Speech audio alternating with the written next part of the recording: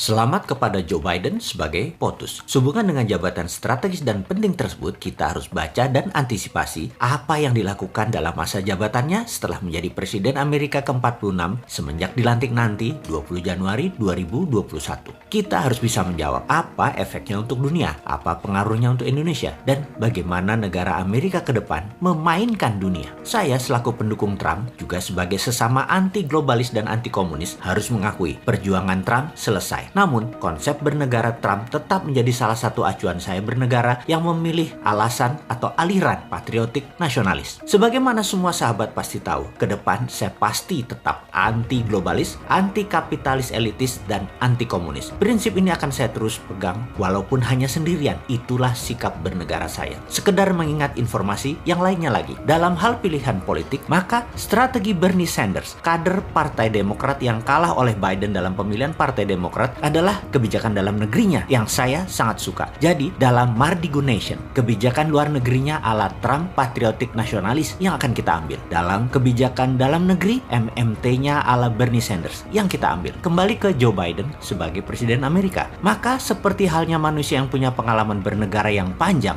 jabatan strategis itu bukan menteri yang akan dipilih dahulu, tetapi jabatan siapa pemimpin lembaga intelijen dan pertahanan seperti NSC, FBI, DIA, dan CIA. Maka jabatan Direktur CIA menggantikan Gina Haspel adalah orang Joe Biden yang saya perkirakan adalah Michael Morell yang saat ini adalah Wakil Direktur CIA. Dia adalah orang lama yang sangat loyal kepada Clinton, Obama, juga Biden. Kita lompat sebentar untuk mengingat ada sebuah undang-undang yang dibuat oleh Partai Demokrat zaman Obama yang dikawal oleh beliau dulu dan timnya yang harus kita awasi dari sisi Indonesia adalah mereka mengusulkan Undang-Undang Foreign Relation Authorization Act yang spesifik membahas tentang Papua. Hati-hati, ini buat Indonesia. Lalu, gerakan CIA zaman Michael Morell waktu masih muda adalah mendukung gerakan Kosovo Liberation Army yang kemudian mendirikan sebuah negara baru. Sekali lagi, hati-hati dengan demokratnya Amerika. Pak SBY sudah merasakan dengan banyaknya bom meletus waktu itu, Obama presidennya dari Demokrat. Soekarno sudah merasakan dengan dilengserkannya posisinya, yaitu presiden kala itu adalah LBJ, Lyndon B. Johnson dari Partai Demokrat juga. Soeharto sudah merasakan dengan serangan ekonomi hitman di zaman Clinton. Habibie sudah merasakan juga di zaman Clinton juga presiden Amerikanya, yaitu lepasnya Timur Timur. Operasi CIA selalu dimainkan oleh mereka Partai Demokrat. Gerakan insurgensi adalah ciri dari mereka. Kalau Partai Republik perangnya di permukaan, Partai Demokrat warfare-nya pakai CIA operation dan shadow. Saya jadi takut urusan Papua. Itu saja. Kalau sama Trump, saya nggak takut Indonesia bakal belah karena bukan targetnya Trump. Trump musuhnya Tiongkok dalam hal dagang dan ideologi demokrasi Amerika versus komunisme juga dengan Tiongkok. Namun Demokrat beda game plan mereka. Mudah-mudahan data saya ini adalah data lama, bukan data masa depan. Namun sebagai seorang yang menganalisa belasan tahun diajarkannya adalah pakai threat analysis. Maka data lama, kebiasaan lama seseorang selalu dipertimbangkan sebagai bahan pembanding di dalam saya menganalisa threat analysis. Kita buka strategi Madam Secretary Hillary Clinton yang terkenal dengan perkataannya pivot to Asia. Ini akan menjadikan perebutan sumber daya alam ke arah Asia. Front Timur Tengah untuk energi, minyak dan gas bumi, dan Asia Tenggara untuk sumber daya alam mineral seperti baterai dan lain sebagainya. Maka apa yang Tiongkok lakukan di Indonesia akan juga diikuti oleh Amerika. Di mana zaman Trump, ground floor-nya adalah di negara masing-masing. Tiongkok, Amerika dengan perang dagang. Zaman Biden yang diperebutkan adalah sumber daya alam yang ground floor-nya